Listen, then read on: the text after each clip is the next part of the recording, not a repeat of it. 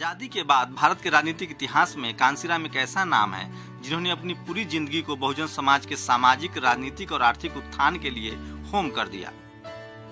बाबा साहेब भीमराव अंबेडकर के महापरिनिर्वाण के बाद लंबे समय तक दलितों, आदिवासियों और पिछड़ों की लड़ाई लड़ने वाले नेताओं का अकाल पड़ गया था।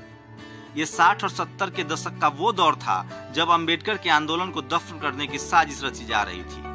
बहुजन समाज हाशिए पर था। ऐसे हालात में कांसीराम ने बहुजन हित के लिए सड़क पर उतरकर फिर से संघर्ष की शुरुआत की। ये 70 का दशक था और 70 के दशक में उस समय जो है बहुत अधिक दलितों पर बहुत अधिक एट्रोसिटीज़ हो रही थी और विशेषकर जो कर्मचारी गण थे वो बहुत परेशान थे। और मान्यवर कांशीराम पूना की जो आम फैक्ट्री थी उसके अंदर एक साइंटिस्ट के पद पर थे, जहाँ पर जो छुट्टियाँ थीं बाबा साहब अम्बेडकर और बुद्ध जयंती को ख़त्म कर दिया गया था बिना किसी नोटिस के। और जो है इसलिए कुछ लोगों ने वहाँ पर प्रतिकार किया और मान्यवर कांशीराम ने उसमें सहयोग किया और उसके बाद फिर उन्होंने मुड़ करके नहीं देखा और उन्होंने कहा कि नहीं, जब तक हम कर्मचारियों को संगठित करके एक आंदोलन नहीं खड़ा करते तब तक कर्मचारियों की जो प्रॉब्लम्स हैं वो सॉल्व नहीं हो पाएंगी। कांसीराम सत्ता की चाबी बहुजनों के हाथ में सौंपना चाहते थे। वो सड़क पर संघर्ष कर दबाई गई आवाजों को संसद पहुंचाना चाहते थे। वो किसी कीमत पर सत्ता में हिस्सेदारी चाहते थे क्योंकि उनको पता चल गया था कि लोकतंत्र में सत्ता में ही असली शक्ति है।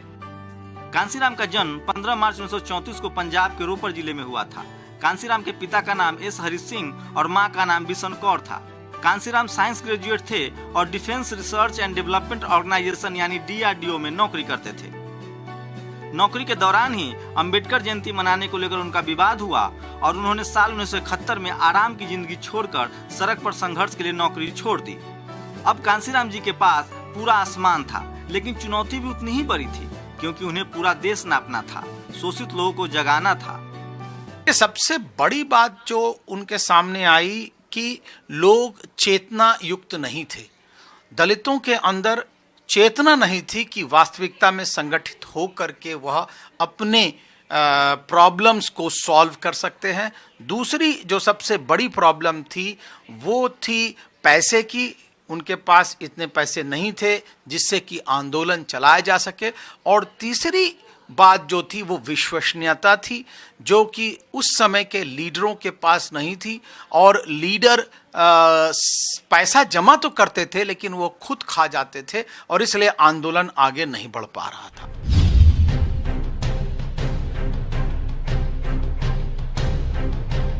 कांसीराम नौकरी छोड़ने के बाद 7 सालों तक लोगों के लिए संघर्ष करते रहे, बहुजन समाज के बीच जाकर उनको जगाते रहे।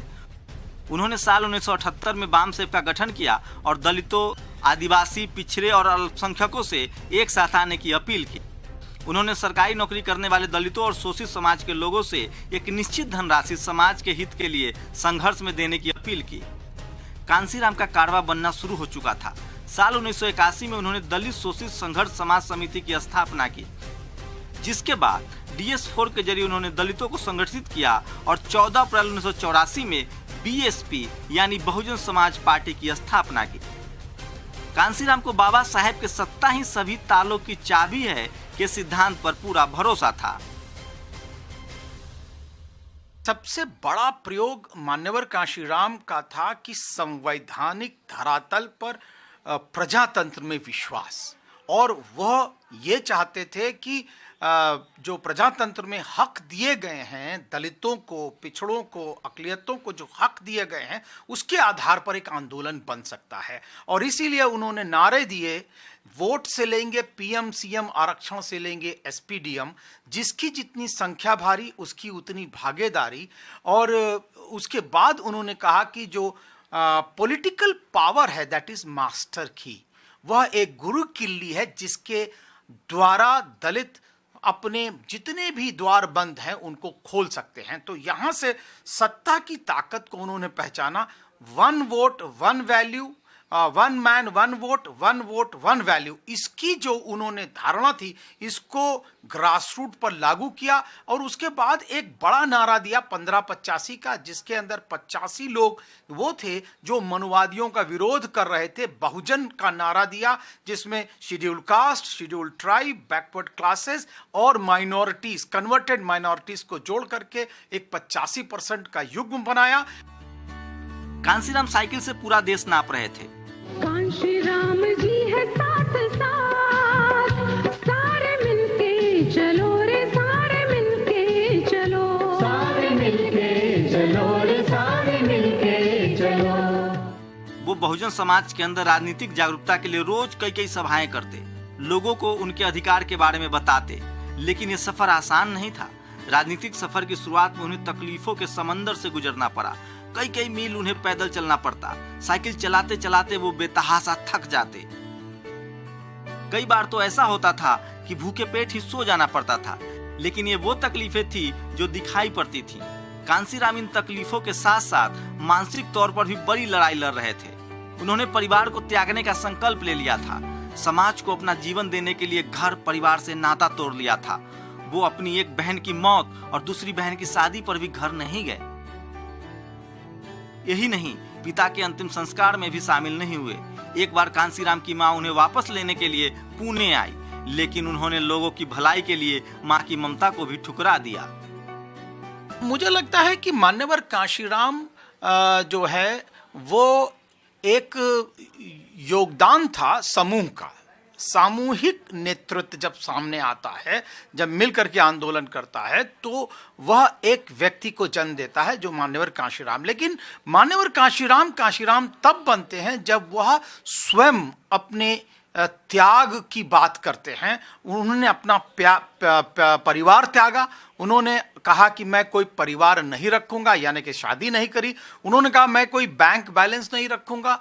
यहां तक कि जब वह उनके पिता की मृत्यु हुई और परिनिर्वाण हुआ तो वह उसी गांव के आसपास थे। उनकी माता उनको बुलाने के लिए आई और उसके बावजूद उन्होंने, मान्यवर कांशीराम ने कहा, मैंने एक बार अपना परिवार त्याग दिया है तो मैं अब नहीं आऊँगा। और वो अपने पिताजी के परिनिर्वाण में उनकी जो मिट्टी थी उसमें भी उन्होंने भाग नहीं लिया। तो ये जो त्याग है ये उनको कांशीराम को कांशीराम बनाता है।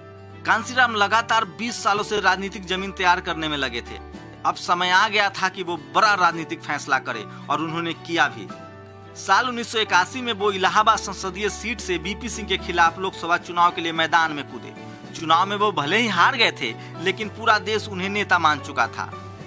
1991 में वो यूपी के इटावा से लोकसभा का चुनाव जीतकर पहली बार संसद पहुंचे। यही वो समय था जब बीएसपी और मुलायम सिंह की पार्टी एसपी के बीच गठबंधन हुआ और यूपी में सरकार बनी। लेकिन सबसे बड़ा उलटफेर होना बाकी था। 1995 में बीएसपी ने मुलायम सिंह की सरकार से समर्थन वापस ले लिया और बीजेपी के सहयोग से बीएसपी की सरकार बनी और मायावती मुख्यमंत्री बनी। कांशीराम दूसरी बार 1996 में पंजाब के होशियारपुर से लोकसभा चुनाव जीतकर संसद पहुंचे। क्योंकि राजनीतिक सत्ता प्राप्त करना और उसके जरिए समाज में परिवर्तन करना, ये उनकी एक राजनीतिक धारा थी। और देखिए, राजनीतिक कई बार स्थितियां जैसी होती हैं, राजनीतिक दल होने की वजह से उसके हिसाब से चीज़ों को करना पड़ता है। ये उतना सीधा साधा गणित नहीं है कि ऐसा करने से वैसा हो जाएगा। ये इतना सरल नहीं होता है। तो उनकी राजनीतिक धारा तो वही थी जो ज्योतिबा फुले की धारा थी कि शूद्र और अतिशूद्र को जोड़कर उनको सत्ता तक पहुंचाना। या जो मतलब एक तरह से आप देखेंगे कि अम्बेडकर साहब भी जब लोहिया के साथ बातचीत में जाते हैं और तमाम और दूसरे सर छोटू राम के साथ संवाद में जाते हैं, तो अम्बेडकर साहब भी प्रयोग वो करने की उन्होंने कोशिश की थी और इतिहास ने उन्हें उतना समय नहीं दिया। जीवन में उनको उतना समय नहीं मिल पाया जिसमें वो इसको सफलतापूर्वक कर पाते। लेकिन उसी प्रयोग को एक तरह से पेरियार की धारा है या फुले की धारा है, शूद्र और अतिशूद्र दोनों ओबीसी और शेड्यूल कास्ट को जोड़कर एक बड़ा गठबंधन बनाया जाए, प्रयोग उनका वही था। लेकिन बाद में राजनीतिक स्थितियों के हिसाब से चीज़ें बदलती चली गई और इसको आप उस तरह से बहुत शुद्धतावादी तरीके से राजनीति हो नहीं सकती है। तो कई बार राजनीतिक सत्ता प्राप्त करने के लिए तमाम तरह के परमुटेशन कॉम्बिनेशंस होते हैं जो उन्होंने भी किए। और इसको अगर आप 24 कैरेट का व्यक्ति ढूंढने की कोशिश करेंगे राजनीति में तो शायद ये संभव ही नहीं है। और ये एक तरह से ये आप सिर्फ अगर काशीराम साहब से उम्मीद करते हैं कि वो 24 कैरेट के हो जाएं और राजनीतिक रूप से खुद को नष्ट कर लें तो ये थोड़ी जाती है।